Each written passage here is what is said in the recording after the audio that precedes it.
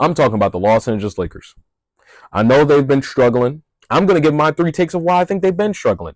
I made a video talking about why I think the Golden State Warriors are struggling, even when Steph Curry goes off. But now I'm going to make a video about why I think the Los Angeles Lakers are struggling. And I have 3 reasons why. And it has nothing to do with LeBron Raymond James. It has nothing to do with that man.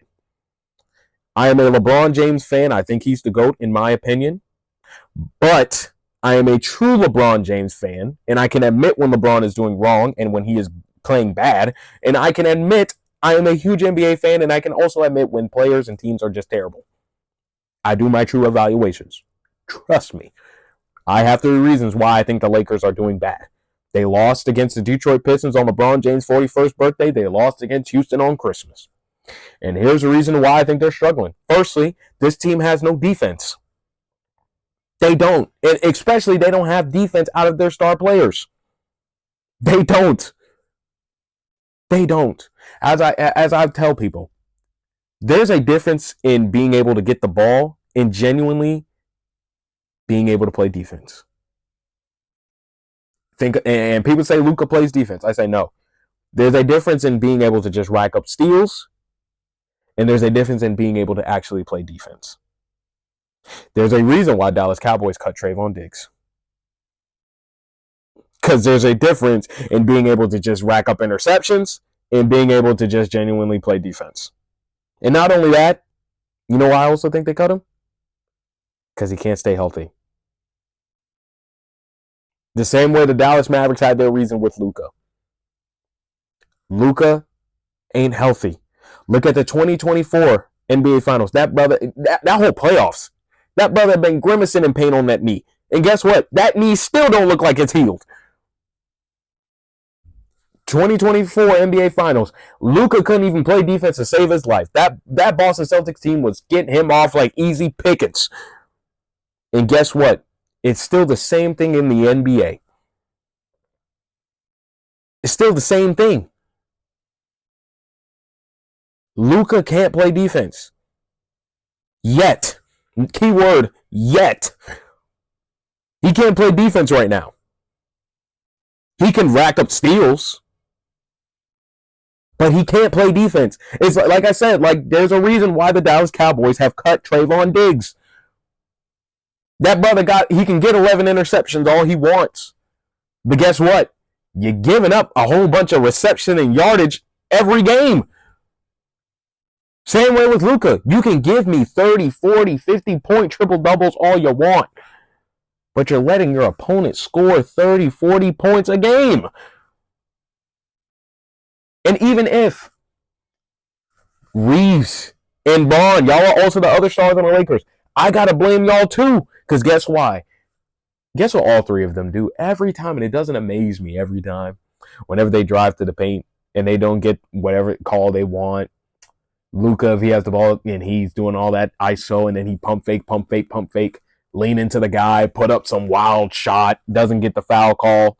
LeBron drives to the basket and he does a layup. He doesn't get the foul call. Austin Reeves, he puts up some wild hickory-do layup, doesn't get the foul call. Guess what they always do? Where's the foul? Guess what LeBron's going to do? Take out his mouth guard. Call the foul. Call the foul. Guess what Luka does? Where's the foul, ref? And guess what? Instead of it being a 5-on-5 game, now it's a 5-on-4 game because your star player is back there talking to the ref like this is a family cookout. That's why the Lakers don't got defense. And then here's the thing. It's hard to play 5-on-4 because you're at a disadvantage. It's hard to play 5-on-4. And then guess what? When they do get back on defense, the guy already shot the ball. And the ball already went in the hoop. Or it's a foul. Because they're too busy talking to the ref in the backcourt. If your star players can't play defense, the other players really can't play defense either. And guess what? Their quote unquote defenders don't even start. They can't even score on offense. None of that. And also, they get in foul trouble too much. And not even just they get in foul trouble, they're not durable. Look at Vando and look at Marcus Smart. Think of how long Vando has been on the Lakers. When have and I'll tell you this, I have not seen Vando this season play more than 50 games. I can't tell you the last time I've seen Jared Vanderbilt play more than 50 games. And that's no hate on him, but I'm being honest. I have not seen Jared Vanderbilt play more than 50 games in how long? Someone let me know. If he did it last year, then okay, I'm wrong. But I can't tell you the last time I've seen him play more than 50. He's always hurt. And Marcus Smart, he's not in the game because guess why? Marcus Smart is always in foul trouble. The second reason, and my friend said, no, DeAndre Ayton's playing good. I said, no, he's not. They don't have consistency out of their big men. They don't. And even if they don't have big men, they don't have big men. DeAndre Ayton is their only big man. DeAndre Ayton, one game will give you 20 and 15 rebounds. And then the next game, he goes from 20 and 15 to like 6 and 2 with 4 fouls. I'm serious. He's inconsistent. And then not only that, when you take DeAndre Ayton out the game, who is their next big man? When you think of the Laker players in the past, they've had big man on big man on big man. Think of that bubble team. Why do I think that was a great championship run for that team? Because they had big men. If you took AD out the game, you had Dwight Howard. You took Dwight Howard out the game, you had JaVale McGee. It's that simple. Each big had a sub for themselves if they got tired. That was the problem with the Lakers in recent history.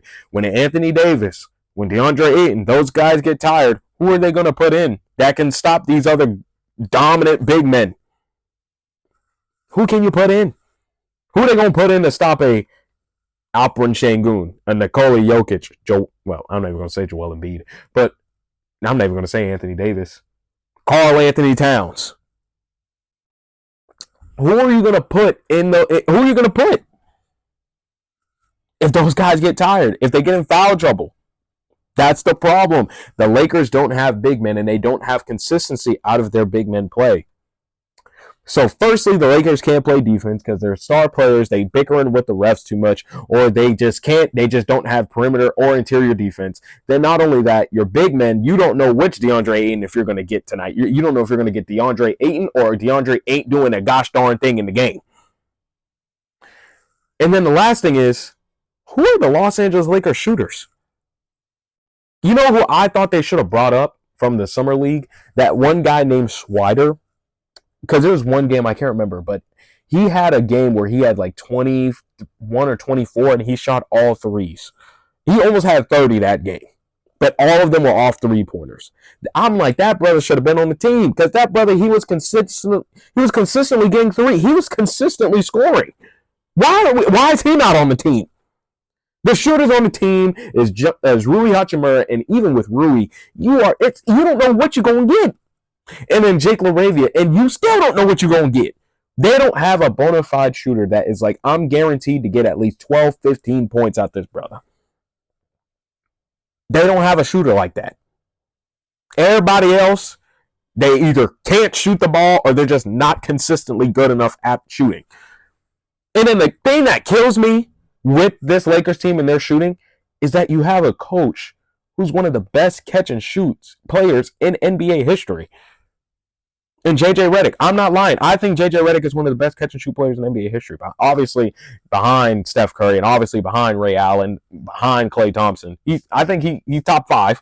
And of course behind Kyle Korver too. So I think he's number 5. But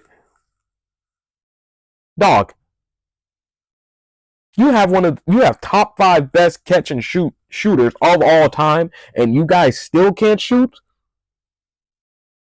He's a shooting coach, a shooting player when he played in the NBA.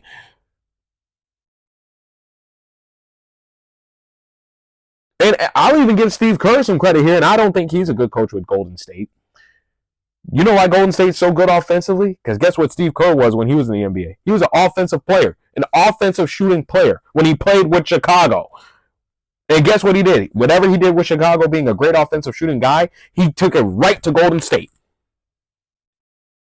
But that's my thing with the Lakers. What do y'all let me know in the comments? Make sure you like, comment, share, and subscribe. And I will have more videos out there for you.